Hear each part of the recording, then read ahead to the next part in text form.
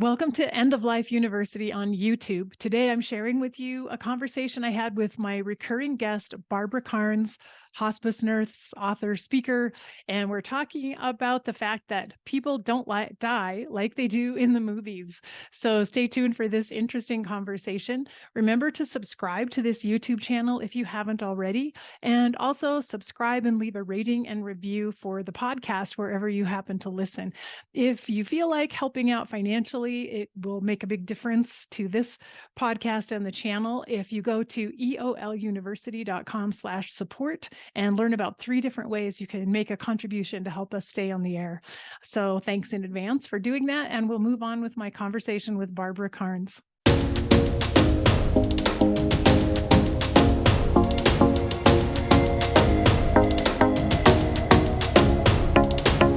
Today, I'm so happy to welcome back once again my friend and recurring guest, Barbara Karnes. And by now, Barbara shouldn't need any introduction if you're a regular listener to this podcast, because she's been joining me every other month.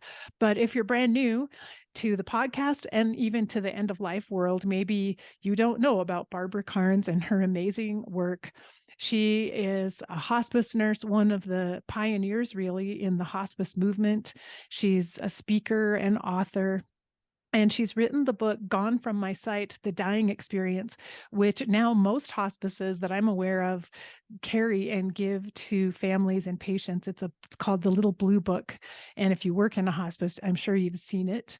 And her newest book is By Your Side, A Guide for Caring for the Dying at Home, which is a fantastic bedside book that I highly recommend. It would be a great gift to give for someone who's caring for a loved one. And so you should check that out. And you can go to her website, bkbooks.com, and learn all about Barbara's wonderful work, see her videos that she's recorded there. But anyway, Barbara, welcome back. And it's so nice to have you here today. Oh, I always loved coming talking to you. I mean, we just get some good stuff rolling. We So do. We have so much fun. And I wanted to let everyone know today we are talking about, and I'll lower my computer, people don't die like they do in the movies. And we're both wearing t-shirts that are also available at bkbooks.com. You can buy your t-shirt.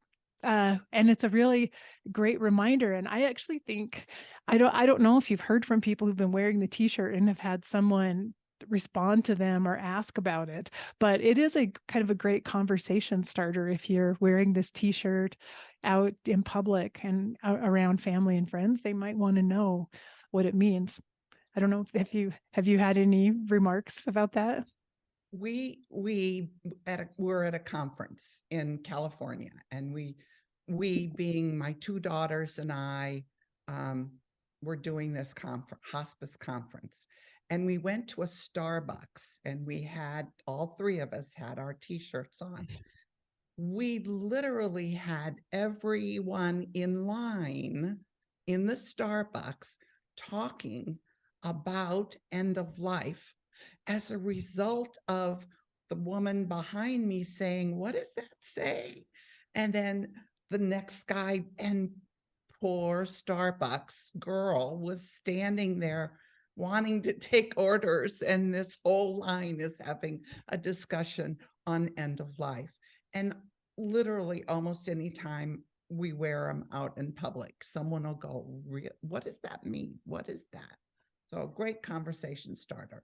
It really is. And just think of the power of that, because you're putting a message out there wherever you go, and you never know when someone who reads that needs to hear about it. And they will approach you. They'll come up and ask you about it because it's something they're either wondering about or something personal for them that they'd like to know more about. And it's a great opportunity to just teach people and tell people some things. And not only that, but it's so very true that people don't die like they do in the movies. And you and I have talked before, Barbara, about, unfortunately, most people in our country, if they know anything about death and dying, it's because of something they saw on television or a movie, and it most likely was not factual.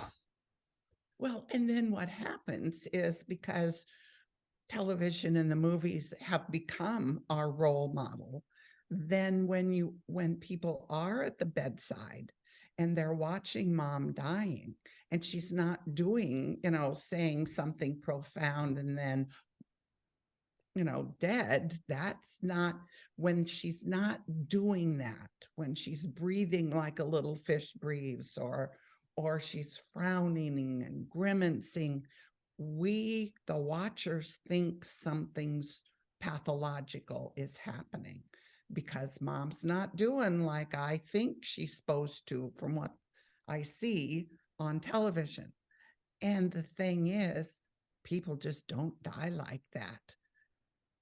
Yeah, and I can just think of countless movies when I've seen exactly what you described. Someone one moment is awake and talking, and as you said, saying profound things. Even I thought my mom might say something really profound right before she died. I was waiting for it, ready to write it down so I didn't miss a word, because we really long for that to happen. And we've probably seen it happen enough times in movies and have really been touched by that. And we wish that would be the case.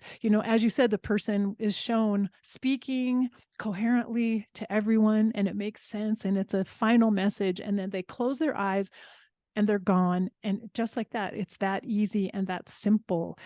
But so much happens during the dying process. We've talked about it before, but it's probably good for you to review that with us. What death really looks like when we're sitting at the bedside with a loved one. Well, and as you were talking, I was thinking, I equate the hours and sometimes even days before death to labor. And just like we go through labor to get into this world, we go through labor to leave it. And think of a woman in labor trying to push that little puppy out. She's not aware of what's going on around and about her. She's not carrying on some nice conversation. She's concentrating on pushing and the hurt and getting that little puppy out. Well, it's just like that when we're dying. We're in labor and we're not aware of what's going on around and about us. We're doing our work, and our work is to get out of our body. And yet we, the watchers, have no idea that labor is going on or what it's going to look like. So our job is to educate, we who work in the end of life, to help people see what is normal and natural in death. And it's not always a pretty sight. And then what is pathological. And I recently heard from someone who mentioned that when his mother died, he interpreted that she had terrible fear and anger on her face as she was dying. And that occurs to me. I've heard some people say that. Some people say, oh, their loved one looked so peaceful and beautiful. Others talk about grimacing and wondering, is my loved one suffering? Are they in pain, or what's happening? And I'm sure you've seen had many different experiences like that with dying patients. I have. And what is probably the most disconcerting and yet is so natural and happens so often is the silent scream. The face all crunches up and it looks like they're actually going to scream. And that's just part of the energy and working to get out. But think of how scary that is for us, the watchers, when we don't understand that this is how people die. And yes, I have been with people who just are peaceful and they don't have any facial expressions. Their eyes are partially open. Our eyes aren't closed. They're generally partially open. And then they stop breathing. But that's the rare one. Most of the time, you've got people agitated, moving around, picking at the air, at their clothes. That is part of the normal way that we die. But unless we, who are the educators, tell the family, then they think something's wrong. And also, and some people do speak or say things at the very end of life, others say nothing. But in my experience, much of the time, it isn't something that necessarily that's the family can easily interpret, though maybe it will have symbolism if they actually sit down and think about it. They might be able to make some sense of it. But so I think for people who are hoping and waiting for this final "I love you, I'll miss you," for, from their loved one who's dying, that just may not happen. No, and I think actually when the special things are said is often in the months before death, and even in the weeks, even though they're oftentimes confused and agitated, it seems in the weeks before death, sometimes it's like that curtain is raised and they'll look and they'll say something really important or nice and "I love you" and things that make sense to us, the watchers. But that's generally in the weeks, and then that curtain goes back down. Um, in the days to hours, you're just generally not going to get anything that you can hold on to. Yeah. And I think I may have told you this before in one of our other conversations, but when my mom, a few hours before my mom died, she started to speak. And so, of course, I was right there. I'm going to write down every word she says. And what she said to me, or she wasn't even talking to me, she was just saying it, just words that were coming from her. She said, "I want onion rings." And I was so disappointed. Like, what? Why would she be talking about onion rings, like trying to make sense of it? But later I remembered that when my mom was a teenager, she worked as a car hop at a drive-in, and she always got to have one like meal at the end of her shift, and she loved onion rings, and she told me she would eat onion rings every single shift. And then I realized, oh my gosh, when I finally remembered that, I realized maybe she's doing like a life review. She's just thinking back of things in her life that were important to her. She wasn't thinking about what do I need to hear, or no, she was reviewing things that were kind of helping her tie up loose ends or finish up her business. And I just happened to hear those words, but she wasn't trying to give me a secret message or something.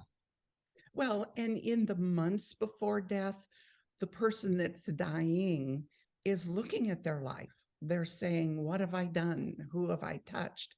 And as they're withdrawing more within, they bring those thoughts within.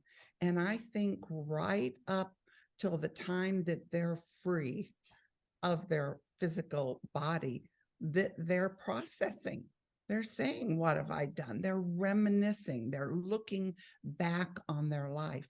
They're doing work, but that work can only be done by one. And I believe it truly is work to separate consciousness from the physical body. And if you sit with someone in those last few days, that becomes apparent. They're working hard, and you see them, moving and thrashing and sometimes breaking out in a sweat. I mean, you can see that work is happening, and it's, as far as we know, it can be hard and challenging work. So our job, as you've said, is to just support them and be there for them, keep them as comfortable as possible, but not have expectations for ourselves that they should do or say something to help us. Right. Well, and that's why I call it labor, uh, because they're working. And just like when we're coming into this world, mom's doing the work. She's not concentrating on anything else. She's doing the work. And when we're leaving, we're doing the work on many levels, and they're inside of us. We kind of touched on this, and I want to go back, and that is talking to and about people in our life as we're dying. We'll often talk to people that have already died, mom, or one time I had a woman saying, "Oh, the baby keeps crying." And one of the daughters said, "I had a sister that died who was just a little baby." Oh, And it just, things come together It's like pieces of a jigsaw puzzle. You know, a billion-piece jigsaw puzzle is each one of our lives. And the person that's dying is putting those pieces together. And what we, the watchers, hear, don't know where that piece goes in the Exactly. puzzle. Yeah, we're getting just a little fragments here and there of what's actually happening for them. And you mentioned before the breathing, because I think that is something families find upsetting, is what happens with a person's breathing as they are dying. And so it's really good to prepare people for it so they know. And that's what your book does. And I know that you, as a hospice nurse, always prepared families for exactly what they would see so that they wouldn't feel shocked or upset. But we can review that again here too. Well, and the breathing in the hours to minutes before death. Well, actually, I'm going to go back to 1 to 3 weeks before death. When labor begins, you'll walk into a room and this person's sleeping with their eyes partially open and they aren't breathing. And you think, oh my gosh, he's dead. And then he starts breathing again. I call it start and stop breathing. How simple is that? But that's part of the labor. And that breathing occurs months, 1 to 3 weeks before death, when actually the hours to minutes before death are there. A person's breathing changes again, and they start breathing like a little fish breathes. Just think of that fish that opens and closes its mouth very, very slowly. That's how a person will be breathing. And that breathing gets slower and slower until they're taking maybe just 2 or 3 or 4 breaths in a minute. And then you think they're gone. And then all of a sudden, they'll take that deep breath, and then we have to scrape everyone off the ceiling because we didn't expect it. But that's part of what dying does. And just think, this is the spirit driver of the car, whatever you want to describe this vehicle. And really, our body is just a vehicle we use to get around in on this planet. And there's a driver that operates that vehicle.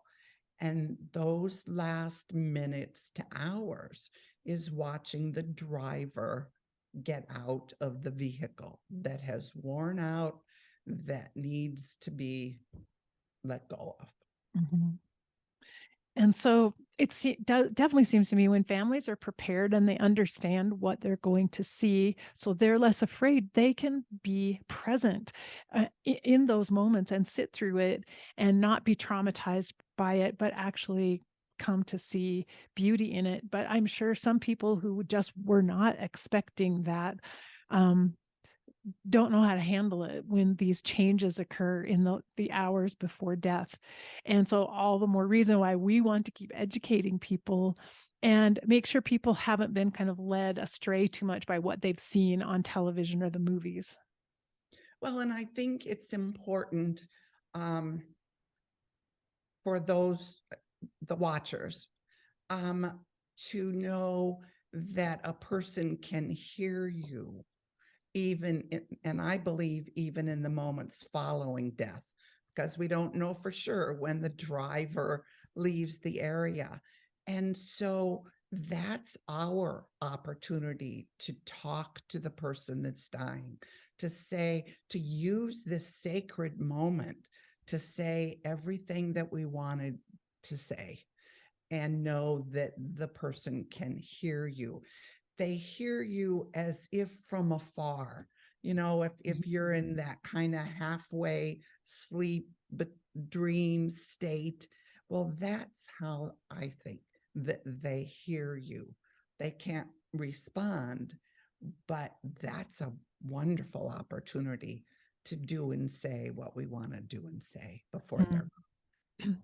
So, yeah, so very true.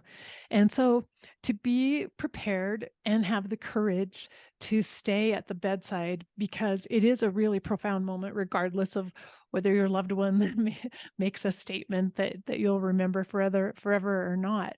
Just being there as life ebbs away, it is it's an indescribable experience, I think, in many ways, what it's like to witness that. But I think it's so powerful and important. And so I really want to encourage people when they can to be there at that last moment of life, not be afraid of what they may witness or what may happen. You know, and this is purely Barbara, but I think there are two times that we're closest to God. And that's when we're born, when we leave home, and when we die, when we go home.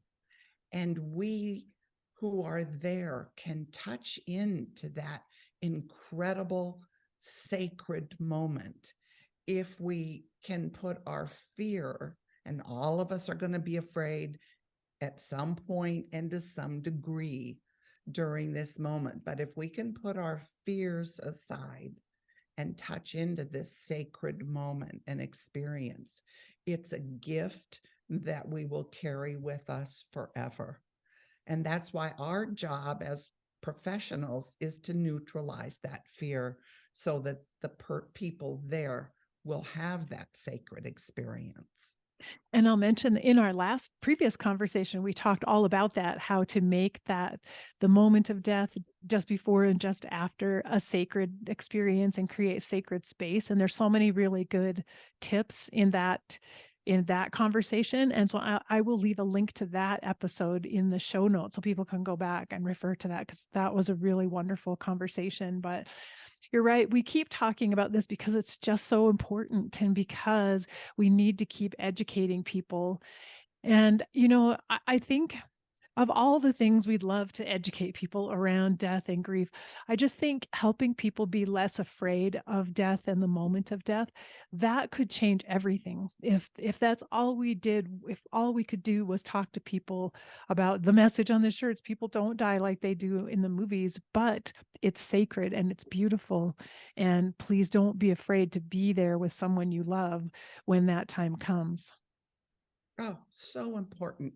I can't, you know,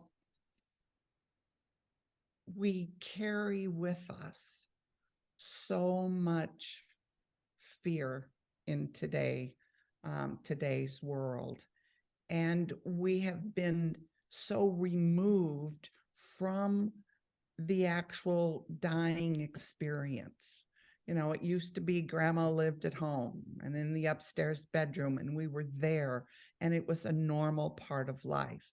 And over the years, we've become so medicalized that we expect the medical community to fix it, to alleviate death. And so we have lost the naturalness of it. And hopefully we can, in fact, I see that the tide is turning, the circle is coming around, and that we are, as a society, are more open to understanding that death happens and to try and create that sacred space. I think we're more aware than we have been in many years. I think so too. I can see it as well. The awareness is growing. And each of us who is already open and already informed, if we can each decide that we're willing to be teachers for other people, we could make a big difference if we just talk with our neighbors.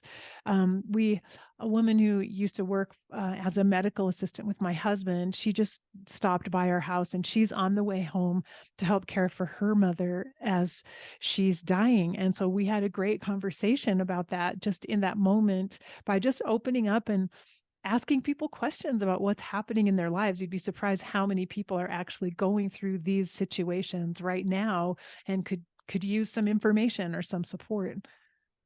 Absolutely. It's how do we get this message out? And you are doing it with your podcasts, Hospice is doing it. End of life doulas are doing it. And I think it's reaching everyday people, not people that have someone who's dying. If we know the information ahead of time before we need it, we've already neutralized a lot of the fear that will bring. That is so very true. And I was just thinking that very thing the other day, because I know someone who's dealing with a terminal condition who has never thought about death and dying before. But what I realize is when you're faced with a terminal diagnosis, to sit down and actually think through what would I like to have happen when I die is overwhelming. But if you can actually think about that and process it and learn a little, when you're healthier, when you're not dealing with a terminal condition, you can prepare yourself in a way so that if you do reach that state and you're given a diagnosis, you've already thought about it. It's not new to you. It's not so intimidating or so frightening because you've already considered it and you've already had some ideas in your mind of what you might want or how you might want things to be.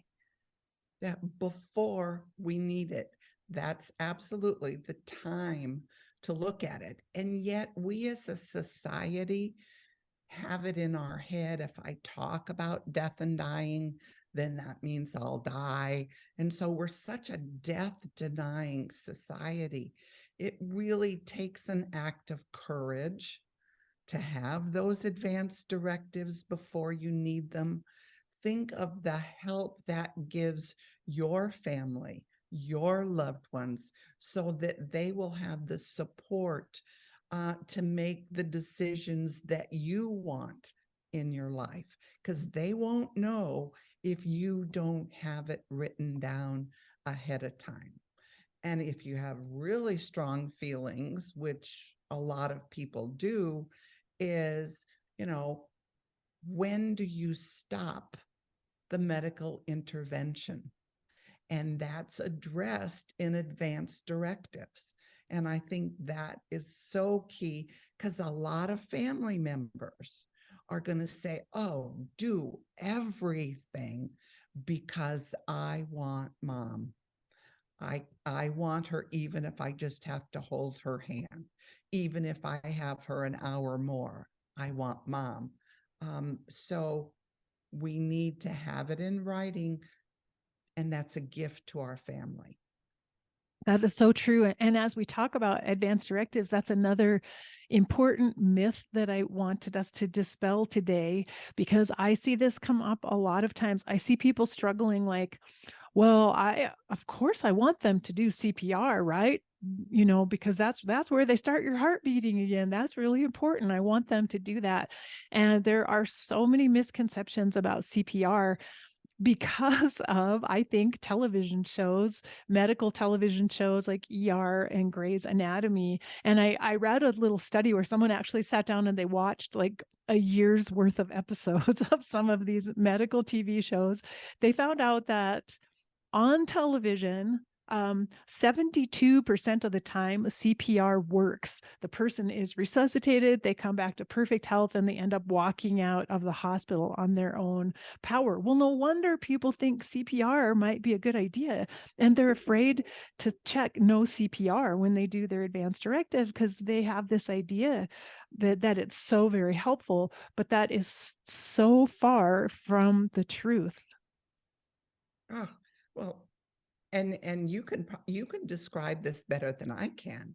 The physical damage that is done during CPR, all the things that are broken, and I'll let you address that.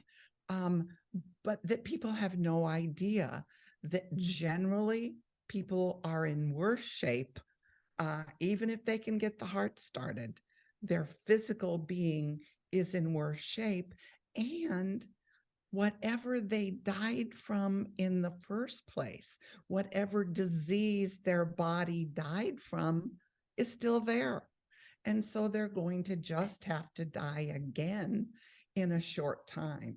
And I don't know about you, but I'd be really unhappy with anyone that put me through it again.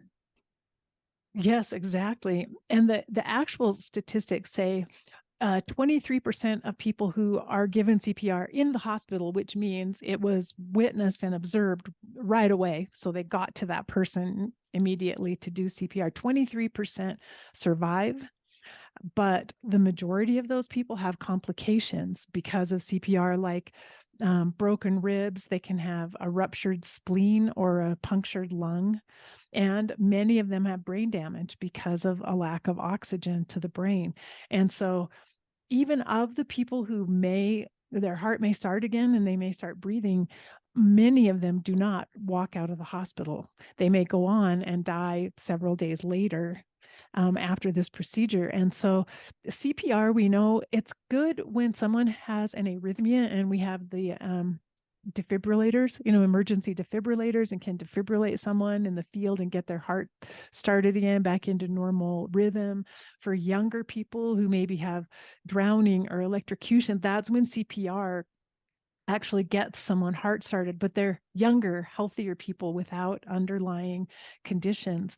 So everyone who's considering that question for their advanced directives, they just need to have a realistic idea of what CPR is about, so that they don't choose it. Because I've seen 90-year-olds in nursing homes for whom they call 911 and bring the paramedics in and do CPR and rush them off to the emergency room, when it was really just their time to die, and what they needed was someone to hold their hand and just be with them.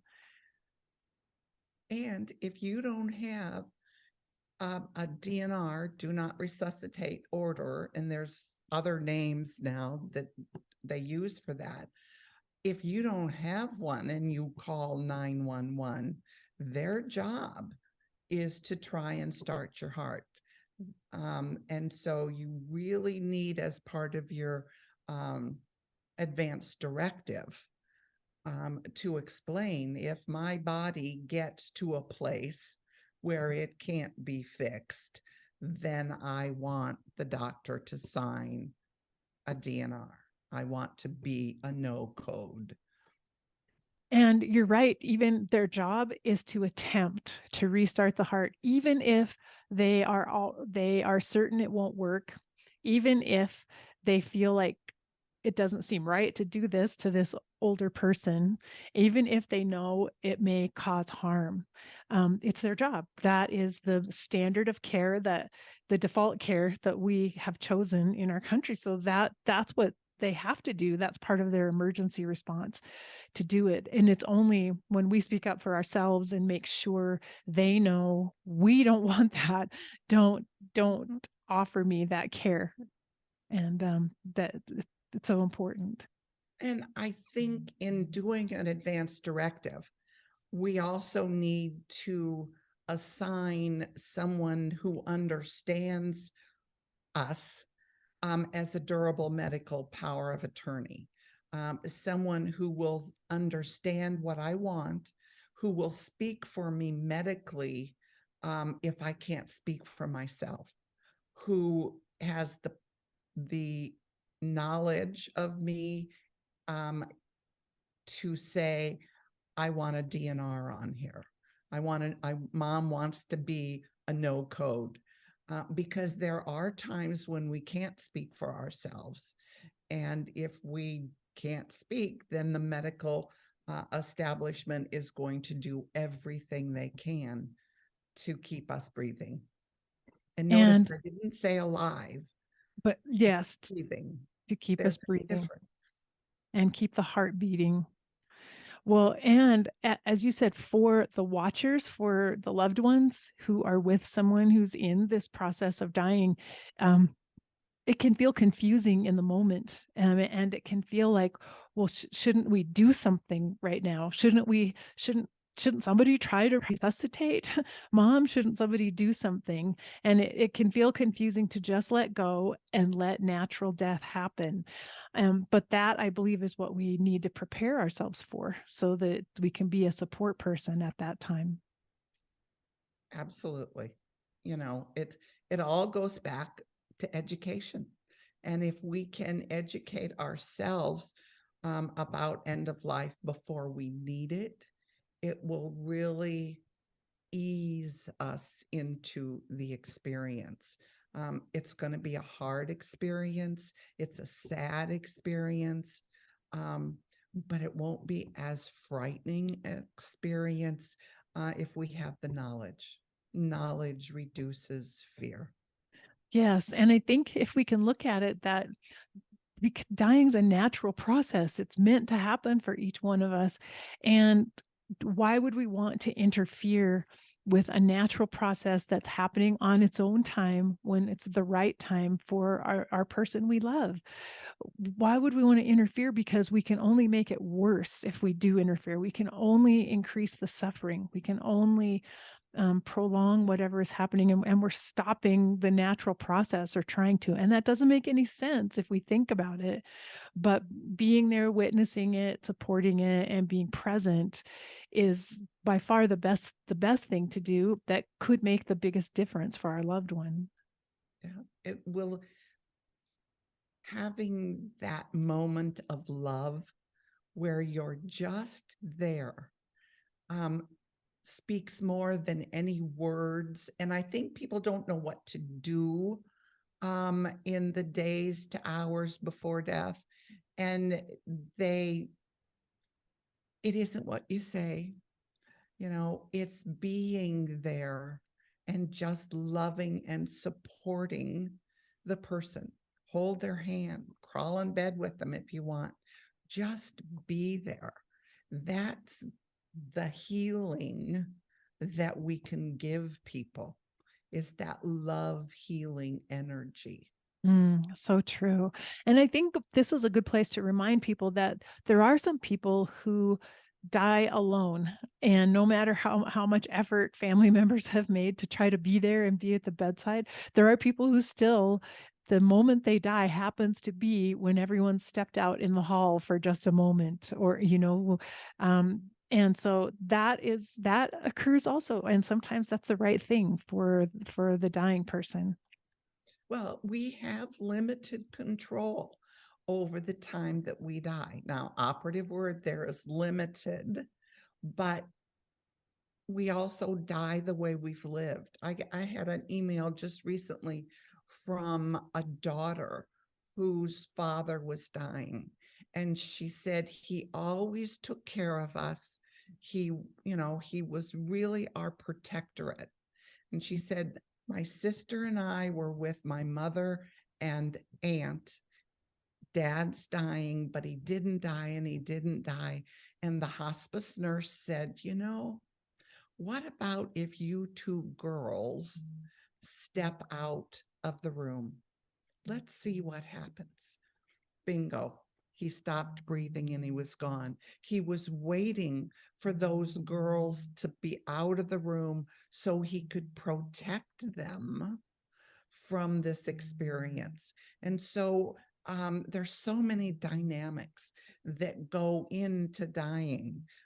It doesn't just happen. And I've heard family members feel so guilty that they weren't there or that they did step out of the room for some reason. And always it's, it happens in its own time at the right time. And I can imagine for some people may feel so connected to their loved ones that it's hard for them to take that final breath and make that final separation. And being alone is when they're able to do it, when they're able to finally separate and leave the body. Yeah, because we die the way we've lived. And so if we're a protective parent or whatever, just know if you're with someone when they die, you're with them because they want you there. And if you wanted to be there and you didn't, and you tried to get there, but you weren't, then take the gift of love and protection that loved one gave you. Exactly, because I don't believe I've ever seen a case where I could sense that a loved one was angry about dying because someone wasn't there. I mean, that I could sense that happening. It seems like things unfold in their own perfect way. And if I could do anything, I would take away any guilt that any family members or loved ones feel for not being there at the very moment of death. Because as you have said, our loved ones are actually there doing inner work within. They are less concerned about who's there or who's with them. They're not really needing things from us in that moment. They are doing their own inner work and following that timeline for themselves. Right. And only they can do that inner work. And all we can do is be there to just be there. Just be there. Hold their hand. Just say, I love you, Dad. I will often say to families, I encourage them to spend time alone in the hours before death and talk to the person that's dying.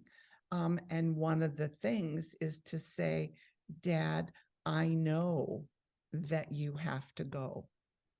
And I understand. I don't say it's not okay, because it'll never be okay for my dad to die. But I can say, I understand. And oftentimes people will try and stay here for their loved ones. And so if each person can give the permission, just, I understand you have to go, and you go whenever you're ready. I love that. I love that, acknowledging that there is kind of a natural time, whatever it might be, and that you're willing to honor it and to allow that to just happen. Well, and that takes a lot of pressure off the person that's dying, because, and when I say pressure, I really mean energy, because thoughts are things.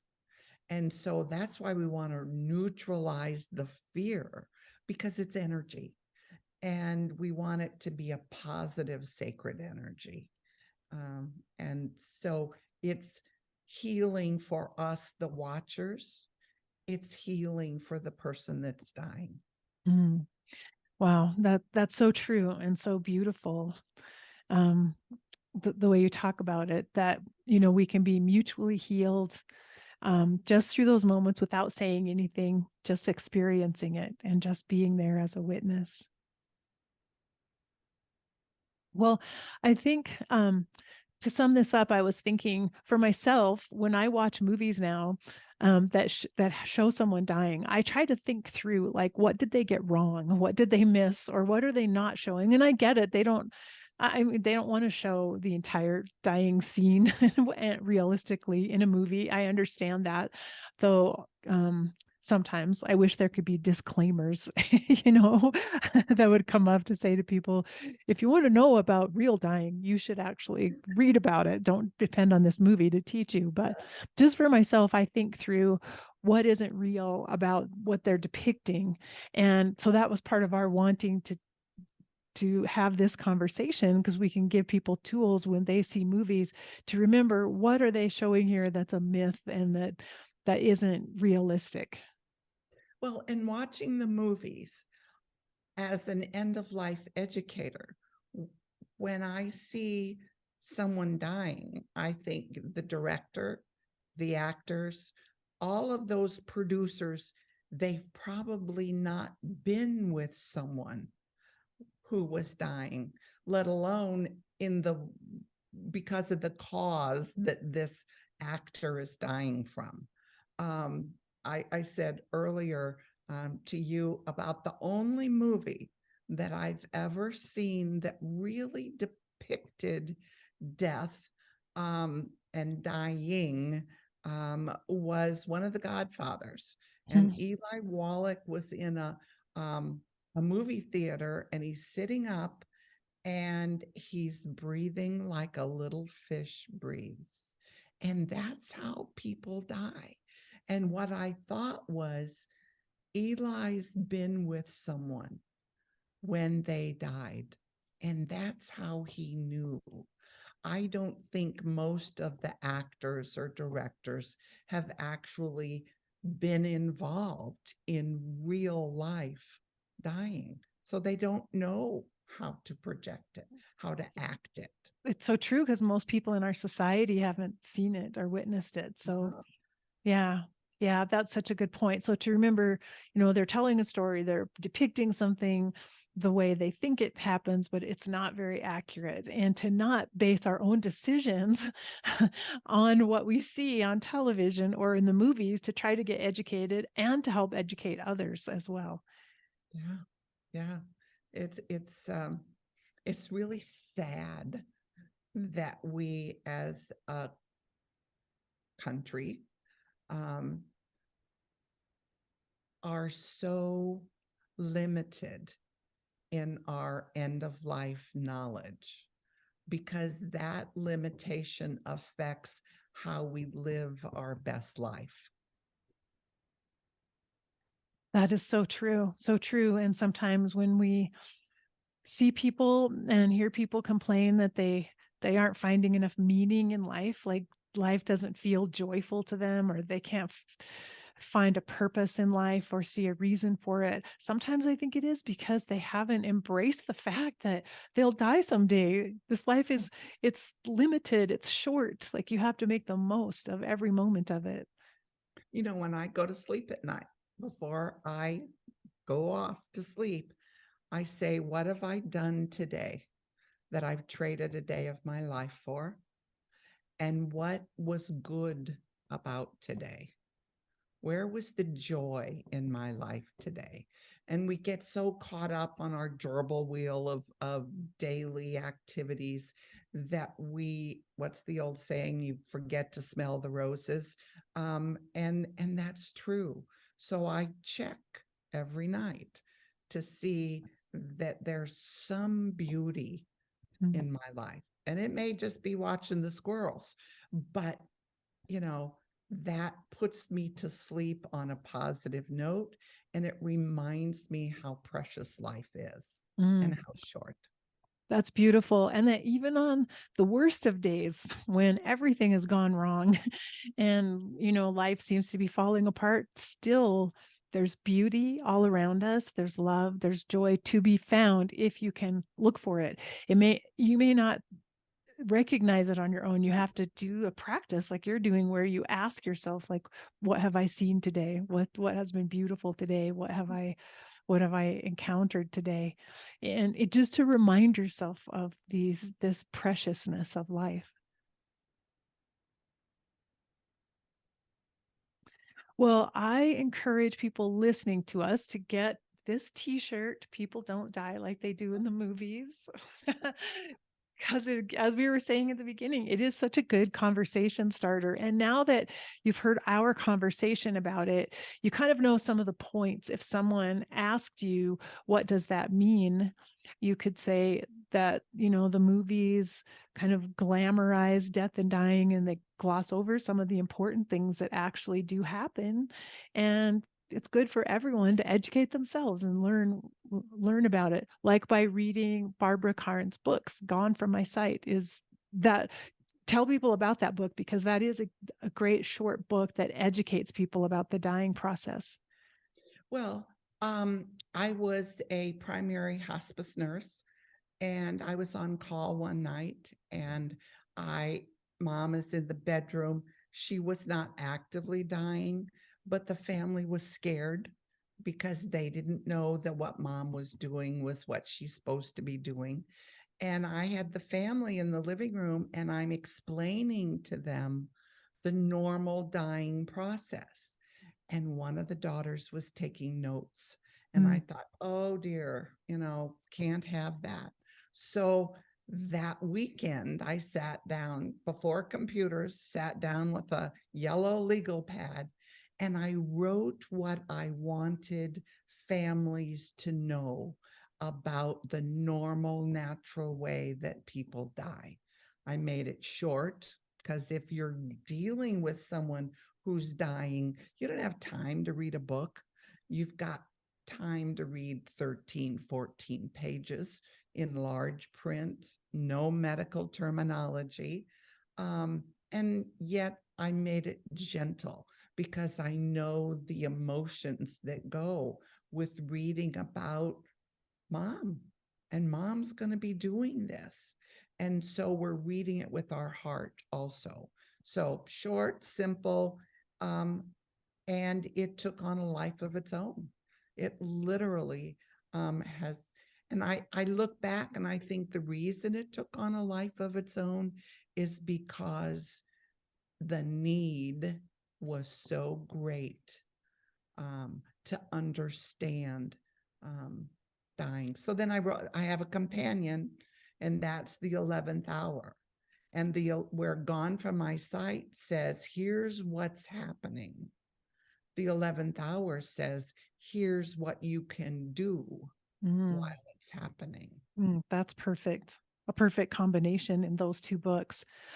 And I wanted, maybe I'm going out on a limb to say this, but it seems to me, if we're asking people to think about their advanced directives and complete that, we need to make sure they have accurate information about what dying really is, and being aware that most people are not well informed about the dying process.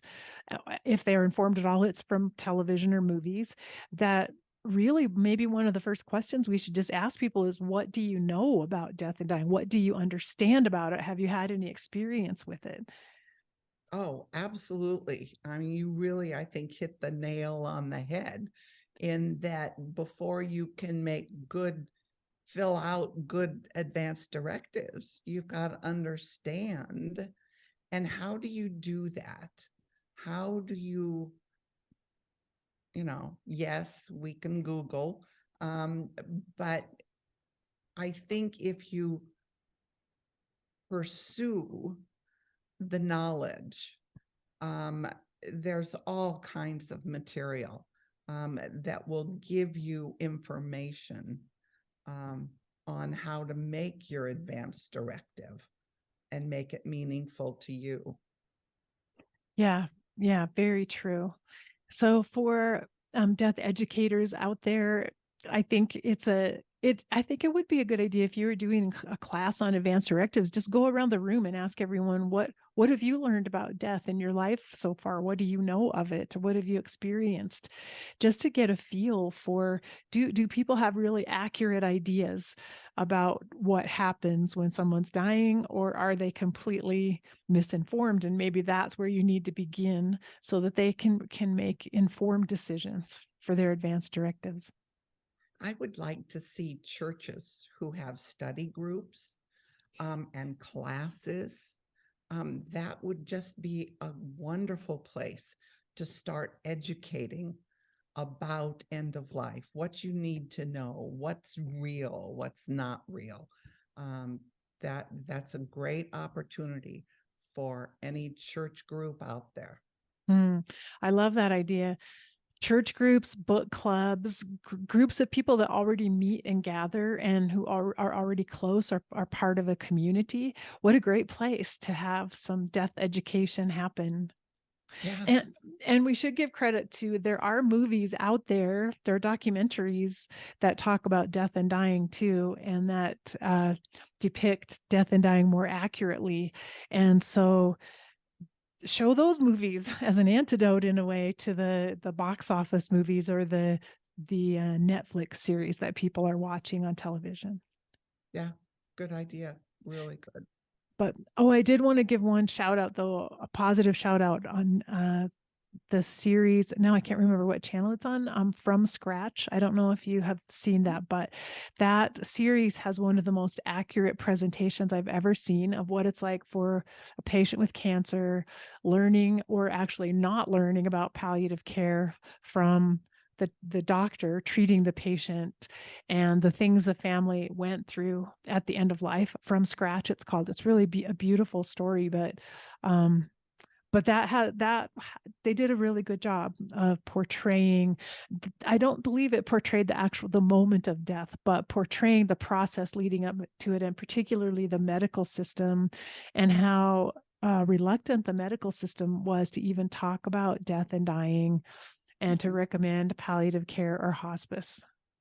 Yeah, I have written that down because I have not seen it, and it's now on my list. toward the top. And I think, nope, I forgot. I Well, forgot what I was just going to say, I think we could seek out movies that are more accurate, and most of them are documentaries, I think, that will show us. And I'll try to leave a list of a few in the show notes for this episode. But so if we want to counteract the effects of the movies and television we watch with something that is accurate, then those might be things we could draw on if we're doing a class or a workshop or getting our community together to actually watch a movie that has a more accurate portrayal of dying. Oh, that I'd love it. Yes. Get it out there for us. Yeah, definitely. I'll try to come up with a list like that. So, but meanwhile, again, don't forget the conversation starter, this t-shirt. People don't die like they do in the movies. I know you have a lot of different styles and sizes, so everybody can find whatever they're comfortable with, and they just order online, right? And it gets shipped to them. Go to the website and we'll send it out. Yeah. Yeah. The pictures are there and sizes, the whole bit. Yeah. Just, yeah. bkbooks.com. bkbooks.com. Also get Gone From My Sight, By Your Side, and The 11th Hour. I forgot about that one as the perfect companion book too. So, well, Barbara, thank you once again for joining me. I just love talking with you, and we always have the best conversations. We do. I look forward to this. I think we're doing good work, and thank you so much for having me, for thinking about us to do this for the community. Thank you. Yeah, thank you for the t-shirt and for everything that you've done and continue to do, Barbara. And she's my recurring guest, so we're gonna every other month, Barbara and I will do an episode together, and I don't think we'll ever run out of things to talk about. We always have lots to say. So thanks again, Barbara, and take care. All right. Happy holidays. Thank you. Mm-hmm. I hope you enjoyed my conversation with Barbara Karnes on People Don't Die Like They Do in the Movies. And if you enjoyed this interview, check out the playlist. You'll find more conversations with Barbara Karnes in the archives, and she'll be back again in 2 months for another interview. Be sure and check here once a week, and we're always posting new content, so there'll always be something new for you to listen to. Subscribe if you haven't already, and hit the like button and also the bell to sign up for notifications. And remember to go to eoluniversity.com/support if you're able to make a small contribution to keep this show on the air. And until then, we'll see you the next time. Bye-bye.